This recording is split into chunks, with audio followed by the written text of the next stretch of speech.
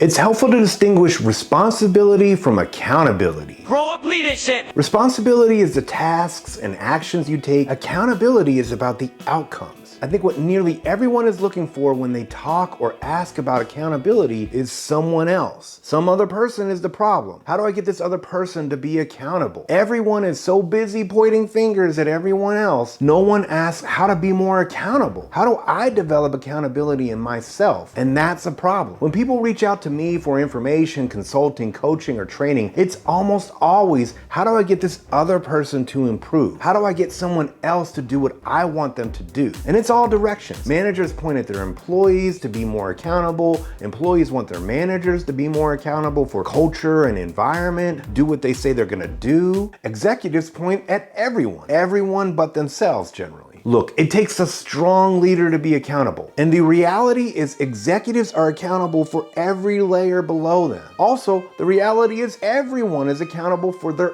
own success. There's something psychologists identified that I think from a cognitive standpoint is the main reason we see accountability concerns. Have you heard of cognitive dissonance? It's a term in psychology where your behavior and your actions are inconsistent with your beliefs and your values. When you have contradictory beliefs, which causes discomfort, people tend to then legitimize or rationalize their decisions. This was developed by Leon Festinger and then further tested and supported by Elliot Aronson. People will justify why they did or didn't do something, ultimately not taking accountability for their actions. Now, there's an old book that came out in 1994, that's 30 years ago, but it's still considered a must-read for executives, called the Oz Principle. It stresses the importance of a line. When you operate below the line, you blame everyone and everything else for your performance or lack of performance. Operating above the line means that you figured out what is within your control and what is needed to be successful. You take responsibility for actions and accountability for outcomes. This action goes on at every level of a company, all the way up the ladder. If frontline staff are not performing, no matter how many layers, the C-suite executives are accountable. When people are not performing and not taking accountability, there's often a lack of systems to create responsibility and accountability. There's no performance management. That means ensuring staff understand the behaviors and have the resources to meet successful performance. They have established clear expectations with a developed transparent evaluation process and routinely deliver performance feedback. This is how you create accountability. Be clear about what success looks like, where staff are performing, and support them to success. When they continue to not perform, you as a leader need to hold the employee accountable. You as a leader are accountable and owe your staff that clarity and honesty with reasonable, supportive expectations. And that's how you create accountability.